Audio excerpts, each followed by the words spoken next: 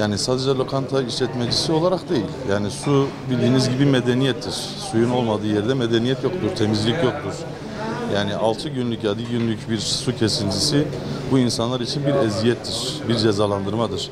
Eğer böyle bir çalışma yapılacaksa önceden bunun tedbirlerinin alınması gerekir. Eğer böyle bir tedbir alınmamışsa ve insanlar bu konuda mağdur ediliyorsa bunun hesabının da sorulması gerekir. Yani zaten bir şeyler yapmak için geç kalınmıştır. Bunun önceden tedbirinin alınması gerekiyordu. Artık alternatif neyse, onların nasıl bir alternatif gelişmesi gerekiyorsa onu bilmiyorum ama yani bu alternatiflerin önceden tahmin edilmesi gerekir. Şu anda sadece yani dökme, taşıma suyuyla bu işi çözebilirler. Yani bu da büyük bir şehir olan Van'ı ne kadar tatmin eder, ne kadar bunun temizliğine veya ihtiyacına cevap verebilir. Bu da tartışılır. Büyük ihtimalle çok büyük mağduriyetler olacaktır. Yani mümkün değil. Taşıma suyuyla bu mümkün değildir.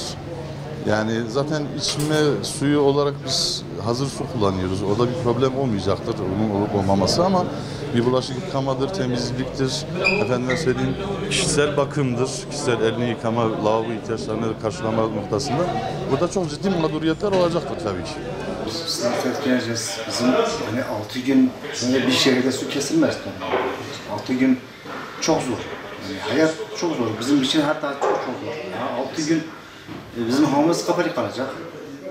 Yani bizim hani zararımız belli bir şeyler karşılaşacak ya da her gün bize su gelecekse bir sıkıntı ama bu da gelmez. Büyük ihtimalle çok zor yani.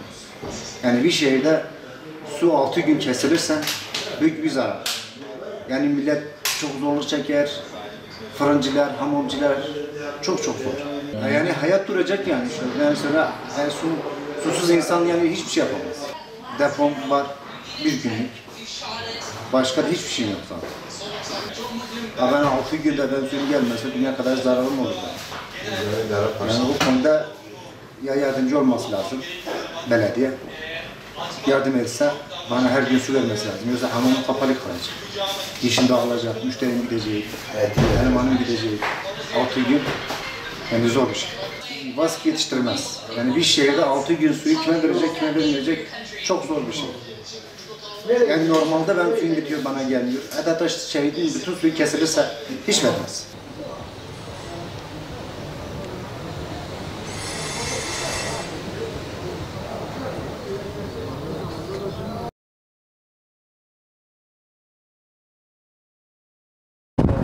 Berber kettle'den su kaynatıp getiriyor.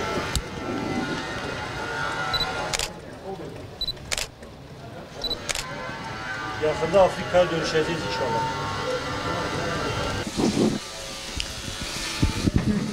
Abi biz yakında millete diyeceğiz, saçınızı tıraş edeceğiz, gidin evinizde kafanızı yıkayın, gidin işte dışarıda yüzünüzü yıkayın. Bizi bu duruma getirdi Vaski. Biz hakkımızı helal etmiyoruz. Zaten taşıma suyuyla perişan olduk, temizlik yapamıyoruz. Yani bu 5 aydır suyumuz yok. Kurban Bayramı'ndan beri sabah 10'a kadar su geldi, ondan sonra sularımız gidiyor. Bir dahaki sabah kadar gelmiyor. 5 aydır kimse bize demiyor yani bunlar sudur ya su getiremiyorlar. O kadar da para alıyorlar. Su faturalarımız kabarık geliyor. Ödemediğin zaman direkt faize bindiriyorlar, direkt fazlasıyla alıyorlar.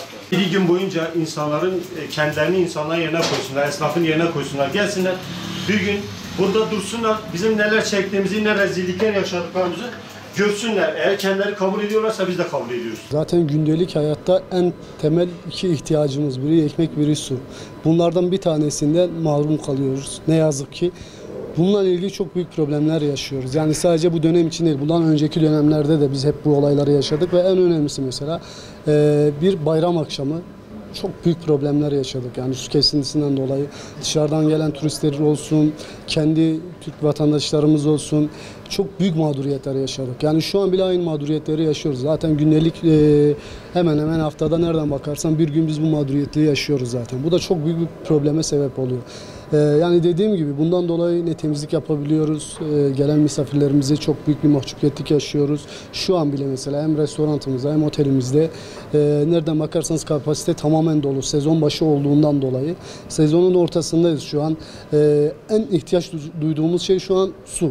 Müşterilerimiz, otel müşterileri için söyleyeyim, müşterilerimiz duş alamıyor. Yani aşağı inip bize çok büyük bir tepkiler veriyorlar. Bu tepkilere maruz kalıyoruz. Onun dışında burada mesela kafe müşterimiz olsun. En basit bir örneğini vereyim. Bir müşterimiz lavaboya gittiği zaman bir elini yıkama veya bir lavabo ihtiyacını karşılamak için bazen su bulunduramıyoruz. Bu da bizim en büyük kayıplarımızdan biri ve artı bu da bize çok büyük bir olumsuz etki yaratıyor. Biz zaten almışız bütün önlemlerimizi şu şekilde ama yetersiz kalıyor. Yani bir su deposu bulunduruyoruz mesela. Bizim su deposu sonuçta burada bir 70 tane odamız var. Yani koskoca bir işletmemiz var. 200-250 kapasiteli bir kafe restoranımız var. Yani biz burada depo bulunduruyoruz. Bu bulundurduğumuz depo bizim en fazla bir günlük ihtiyacımızı karşılayabiliyor. Yani bunun daha çok işletme sahiplerinin değil de VASKİ'nin biraz önlem alması lazım. Depolar mı yetersiz? Gerekirse yeni depo yapılacak. Yeni oluşumlar içerisine girmeleri gerekiyor. İnsanları mağdur etmemeleri gerekiyor. Yani sonuçta biz burada emek veriyoruz.